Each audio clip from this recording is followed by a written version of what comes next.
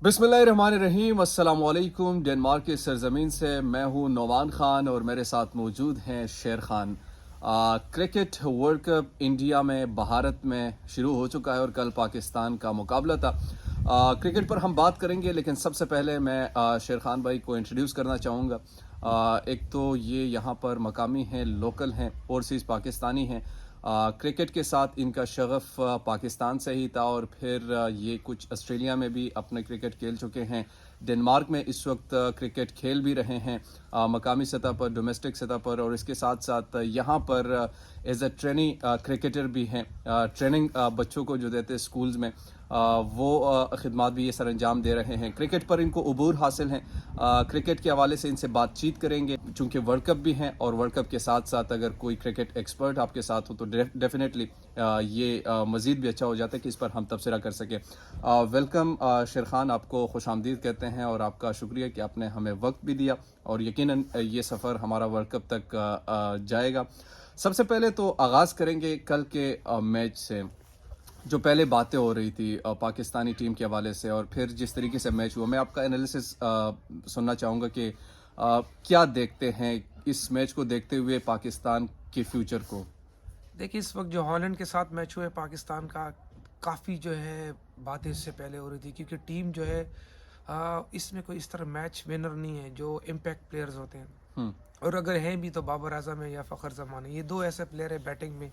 और अगर हम नीचे बॉलिंग में आए तो obviously Shaheen is on top of his game right now, लेकिन क्योंकि वो इंजरी के बाद आ रहे हैं तो उनको थोड़ा टाइम लग रहा है। और जो इम्पैक्ट प्लेयर होते हैं, मैच विनर होते हैं, जिनसे आप मैच जीते हैं, तो वो प्लेयर पाकिस्तान की टीम में लैग कर रहे हैं इस वक्त, खासकर वनडे क्रिकेट में, क्योंकि ये लंबे ओवर्स की गेम है।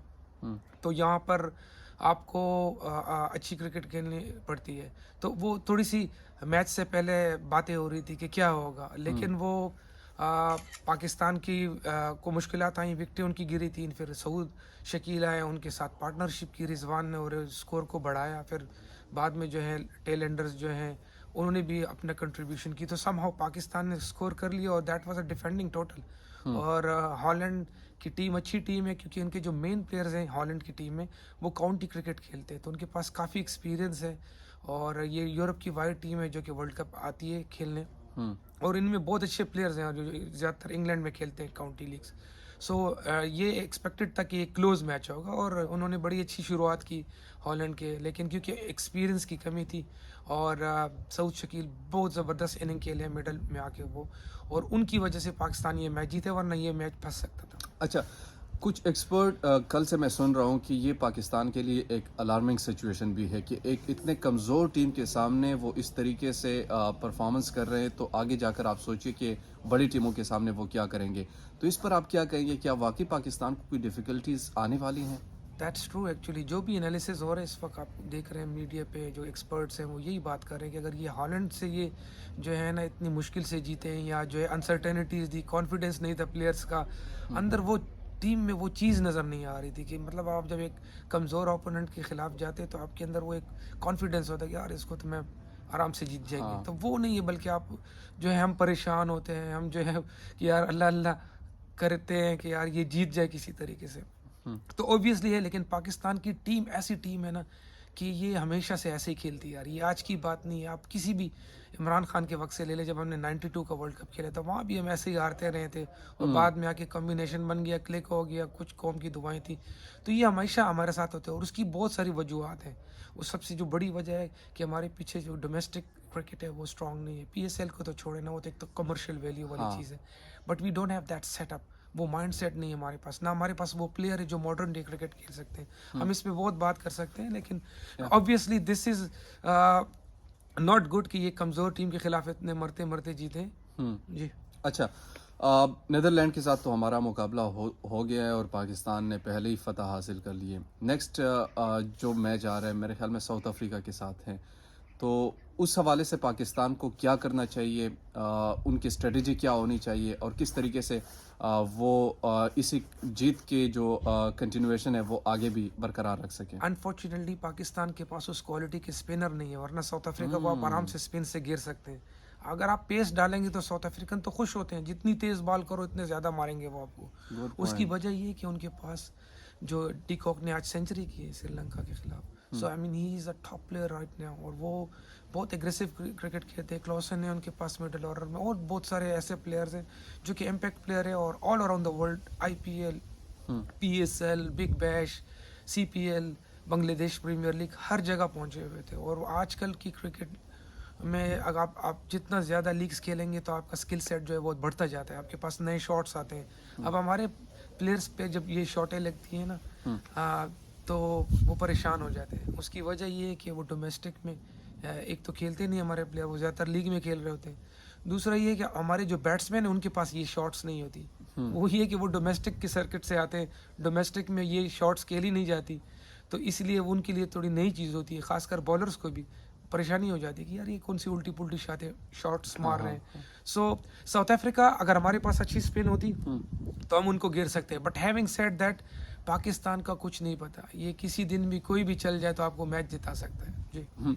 अच्छा, एक तो एशियन कंडीशन के बारे में बताइए, पाकिस्तान को वो कुछ हेल्प करेगी? देखिए, एशियन कंडीशंस जो है ना वो डेफिनेटली हेल्प करती हैं, लेकिन इसमें एक और चीज़ मैं आपको बताता चलूँ कि पहले हमें एडवांटेज होता था एशियन टीम को, कि गोरों को समझ नहीं आती कि यहाँ के विकेटों पे कैसे खेलना है, फ्रंट फुट पे जाना है, बैक फुट पे जाना है, स्पिन को कैसे खेलना है। अब वो 2 महीने IPL खेलते हैं, उसमें हर किस्म के उनको स्पिनर्स मिलते हैं, यही कंडीशन में वो खेलते रहते हैं। जो साउथ अफ्रीकन है, ऑस्ट्रेलियन है, वो सारे 80% प्लेयर यहाँ इनके खेल रहे होते हैं। तो अब वो वाली बात नहीं रही कि उनको एडवांटेज नहीं, बल्कि वो लोग यहाँ पर ज़्यादा यूज टू हो गए हमारे प्लेयर से। हमारे प्लेयर तो खेलते ही नहीं है IPL, तो उनके लिए तो एक कंडीशन नहीं है। नहीं है। दूसरा है कि हमारे पास क्वालिटी स्पिनर नहीं है इस वक्त पाकिस्तान में, तो we are struggling against that. तो अगर कोई स्पिन विकेट आ जाएगी तो हमें उसका एडवांटेज ही नहीं है, बल्कि उल्टा हमें नुकसान है उसका। अच्छा, एक और पाकिस्तानी टीम की अगर बात करें, फ़खर जमान नहीं चल रहे हैं, और फ़खर जमान पर बड़ी क्रिटिसिज्म भी हो रही है पाकिस्तानी मीडिया में, ख़ास तौर पर बार बार उनको मौके भी दी जा रहे हैं। क्या वजह है फ़खर जमान को, बिंग आप भी चूँकि बैट्समैन हैं, तो क्या मशवरा देंगे इस जब एक किसी बैटर का टाइम सही ना चल रहा हो तो उनको क्या करना चाहिए? जाहिर सी बात है वो भी प्रेशर में होंगे अब बहुत ज़्यादा। असल चीज़ होती है बैकअप। जब आपके पास बैकअप नहीं होता ना, तो आप फिर फेल प्लेयर को ही चलाते हैं। और दूसरी चीज़, आपके अंदर वो बोल्ड डिसीजन मेकिंग नहीं है कि आप एक नए लड़के को लाए जो उधर, आप जाए ना पाकिस्तान के डोमेस्टिक में, वनडे में कौन खेल रहा है अच्छा, आप उधर से बंदे उठाए इधर ले आए, भाई आप नहीं परफॉर्म करे उसको जाए आप डोमेस्टिक के लिए आप इधर आके, लेकिन वो चीज़ है नहीं यहाँ पर। तो हम फिर उसी चीज़ पे रिलाई करते कि यार ये बड़ा मैच का प्लेयर है, एक नहीं चल जाएगा चल जाएगा चल जाएगा। वो चलते चलते एशिया कप भी हो गया, पहले मैच में भी वो इतना वो प्रिकॉशियस हो गया था कि वो ऐसे बॉल को रोक रहा था, वो सीधा कैच हो गया, ईजी कैच। तो फ़खर जमान को अपने स्ट्रेंथ पे आना होगा, उसको फ्री लाइसेंस दे कि भाई 3-4 मैचेस आप खेलेंगे, उसको एक कॉन्फिडेंस दे। वो लैक कर रहे इस वक्त कॉन्फिडेंस से। ये नहीं है कि वो उसकी गेम नहीं है, गेम उसके पास वही है, बहुत बड़ा बल्लेबाज है पाकिस्तान की, और हमेशा आपको बड़े मैच में उसने स्कोर करके दिए। उसको कॉन्फिडेंस दे, एक थिंग। दूसरा, उसको श्योरिटी दे कि यार आप अगले 3 मैचेस में खेलेंगे, और जाएं अपने आप को एक्सप्रेस करें जो आपकी गेम है। अगर नहीं चलता तो then we have Abdullah Shafique. ठीक, तो ये पाकिस्तान की सिचुएशन है। Anything you want to add तो आप कर सकते देखिए, हैं। इस वक्त जो है ना, पाकिस्तान को जो चैलेंजेस इस वक्त दरपेश है ना, वो बैटिंग में। बॉलिंग तो हम कंट्रोल कर लेंगे। दूसरी जो चीज़ है, वो हमारे पास एक क्वालिटी ऑफ स्पिनर और एक लेफ्ट आर्म स्पिनर नहीं है, जो कि इन कंडीशन में बड़ा वाइटल हो सकते हैं। अगर हम जब मैचेस आगे जाएंगे ना, और थोड़ा ये मौसम भी तब्दील होगा, विकटें भी तब्दील होंगी, और जब ज़्यादा मैचेस खेले जाएंगे तो विकटें थोड़ी सी रफ एंड टफ भी हो जाएंगी। तो हमारे पास उस किस्म क्वालिटी के बॉलर नहीं है। अब आप देख लें, जिस वक्त हमारे साथ हैं शादाब, वो स्ट्रगल करे बॉलिंग में। बैटिंग में उन्होंने बड़ी अच्छी बैटिंग की परसों भी, लेकिन एज अ बॉलर वो इम्पैक्ट नहीं क्रिएट करे जो शादाब पहले थे, तो वो वाली चीज़ नहीं है इसमें। तो इस वजह से वो स्ट्रगल हो रहा है। अब ये क्या हो रहा है कि हमारे पास एक और स्पिनर है अबरार, जो कि टेस्ट में हमने उसको खिलाया जाता है। अब वो वनडे में उसको साथ तो ले आए, क्योंकि हमारे पास स्पिनर ही नहीं बैकअप में।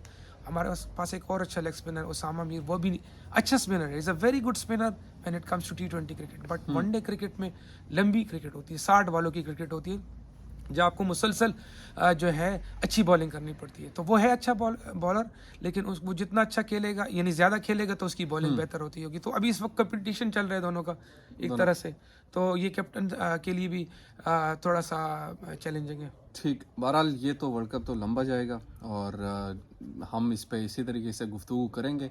कल वैसे मुझे याद आया, हारिस रऊफ को देखा, वो जो इस तरीके से एग्रेशन उनके थे, और फिर जो चौका मारा गया और फिर उसके बाद जो आउट किया गया। देखिए, Haris Rauf was an impact player yesterday.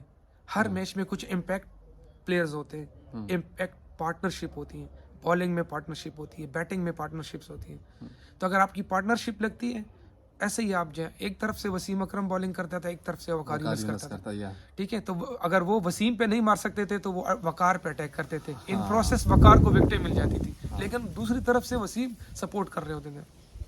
तो ऐसे हमारे साथ है, शाहीन है, हारिस है। हारिस जो है वो मिडल ओवर्स में हमारे लिए अच्छी कारकर्दगी दिखा सकती है। उसकी मैं आपको वजह बताता हूँ, क्योंकि मिडल ऑर्डर में स्पिनर्स गेम को कंट्रोल करते हैं। हमारे स्पिनर इस वक्त स्ट्रगल कर रहे हैं, और क्वालिटी स्पिनर कोई है भी नहीं जो विकेट टेकिंग हो, जो कि ऑन डिमांड विकेट ले सके। एक होता है ना कि एक प्लेयर ऑन डिमांड छक्का मार सके, यार मारो अभी छक्का, वो आपको मार के दिखाता है, ठीक है। या जरूरत होती है एक ओवर में 3 छक्के मारने की, वो आपको मार के देते हैं। तो ऐसे बॉलिंग में भी होता है। तो हारिस का में ये फायदा है कि ये मिडल ऑर्डर में जब हमारे स्पिनर नहीं चल रहे होते या उनसे गेम कंट्रोल नहीं होती, मैच ड्रिफ्ट हो रहता है, कैप्टन के पास ऑप्शन नहीं होते कि जस्ट पुट हारिस देयर, वो आता है एक्सप्रेस स्पेस के साथ, उसके पास एक ही चीज़ है, एक्सप्रेस स्पेस, वो इसी से विकेट लेगा। और इंडिया जैसी कंडीशन में ही is a very vital bowler, आपको ये बहुत विकेट लेके दे सकते हैं, क्योंकि यहाँ पर स्विंग तो होली नहीं है और बाल नसीब भी नहीं होना है। तो फिर जो जिसमें ज़्यादा जोर है वही विकेट निकालेगा, और हारिस में ये क्वालिटी है। So he was an impactful yesterday, और आगे भी जा सकता है। लेकिन ये एक डिसएडवांटेज भी हो सकता है, खासकर जो सीना के प्लेयर्स है, साउथ अफ्रीका, इंग्लैंड, न्यूजीलैंड और ऑस्ट्रेलिया, वहाँ के प्लेयर्स इसको को एडवांटेज भी हो सकते हैं। तो अगर ये थोड़ी सी बॉल रिवर्स कर सके तो that will be an advantage. Let's see. Okay, एक क्वेश्चन मैं छोड़ के जा रहा हूँ, लेकिन इस वीडियो में आपने जवाब नहीं देना, नेक्स्ट वीडियो में आपने जवाब देना जब भी हम बनाएंगे। आपके ख्याल में कौन से ऐसे 4 टीमें होंगी जो कि सेमीफाइनल तक पहुँचेगी? और ये सोच समझ कर बताइएगा, क्योंकि फिर यही वीडियो जो होगी हम सेमीफाइनल्स में चलाएंगे, ठीक है। Thank you so much Sherkhan, आपके वक्त का कि आपने हमें वक्त दिया। वर्ल्ड कप के साथ जो पाकिस्तान का सफ़र है, उस सफ़र तक हम आपके साथ रहेंगे। देखते रहिए मुझे और शेरखान को। अल्लाह निगहबान।